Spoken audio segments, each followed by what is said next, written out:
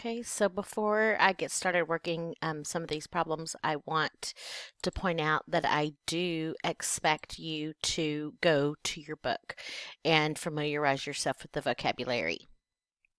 I think it is a waste of my time to talk about these vocabulary words when they're pretty much spelled out for you in the book. So be sure you read the definitions and know what they mean. Um, I will add my own meanings as I see fit. So, the difference between these two, if you'll notice, this formula, the simple interest formula, they're both called simple interest. The difference between these two is that this calculates the interest only. This calculates the amount of interest and then adds it to your principal. Present value, I also call principal. It makes sense to me to call it the original value or the initial value, the amount that you start with. And then your interest is either going to increase that original value if you're saving or earning money, but it's going to decrease that original value if you're paying interest or a note.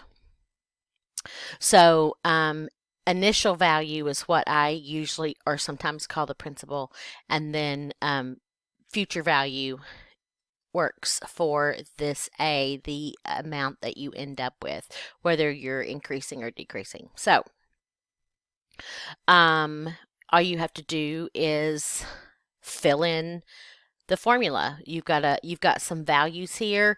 I'm not sure if I need to explain that how they got this formula. P times 1 plus RT from this formula is they factored out that P, they undistributed.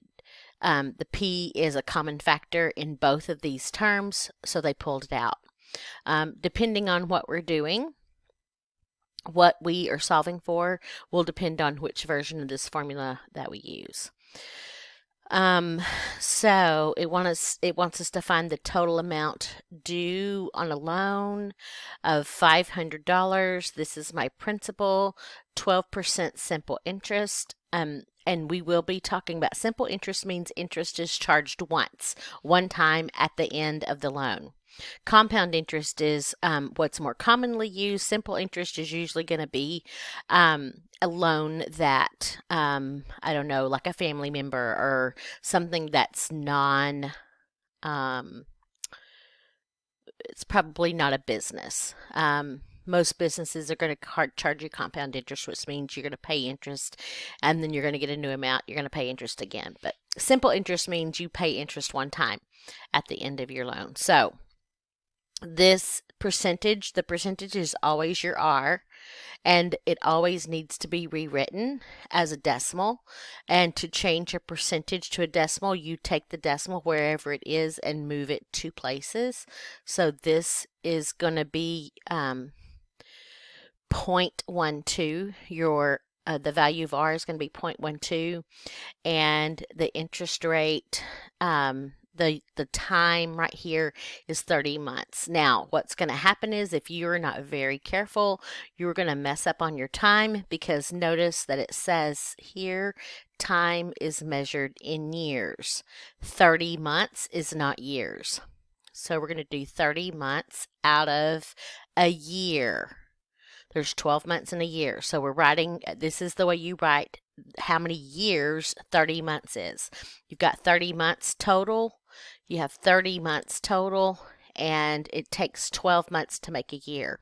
Now you can leave it as a fraction, or you can change that fraction into a decimal by doing that division.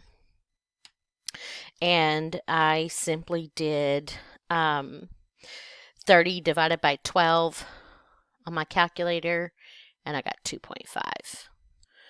So I wanted to jump on over here and show you using the Desmo Scientific Calculator. I simply typed in 30, and then I hit the divide key. That gave me a fraction bar. I typed in 12.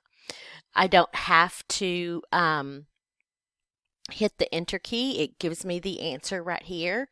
You can hit the enter key and it just moves that up, and now you've got a new line to work with, but you didn't have to because we got the answer there is 2.5. Understand that this little circle right here, when it has that circle, that means that you can rewrite that 2.5 as a fraction, and you may be saying, well, I had it as a fraction to begin with, but if you click this, it'll convert it back to the reduced fraction. So 30 over 12 reduces to 5 over 2 as a reduced fraction, or you can use it to 2.5. So this is just a toggle switch. So that's nice. Since we're talking about money in most of these problems, there's probably zero reason to not use a decimal. Well, that's not true. There is a reason. If we're doing something right here and the decimal ends up to be a repeated decimal, it's better to use the full value rather than, because if it's a repeated decimal like 0.333333, if we round off to 0.33, then we have a round off error, and you'll be surprised how quickly round off errors matter. So it wants us to find the total amount. It wants us to find how much interest we're going to need to pay at the end of this 30 months. So that's the future amount. So we are looking for the future amount, and I'm going to use this top formula because no reason. The bottom formula will work just as well, but it doesn't matter. So we have the principal, the $500, and we are going to add that to $500 times our rate, which is 0.12, and we're going to multiply that times the 2.5. That is simply a math calculation. And we're going to say 500 plus 500 times 0.12 times 2.5. And that gives us $650. That's my answer. I'll go ahead and press enter, so I'll save that.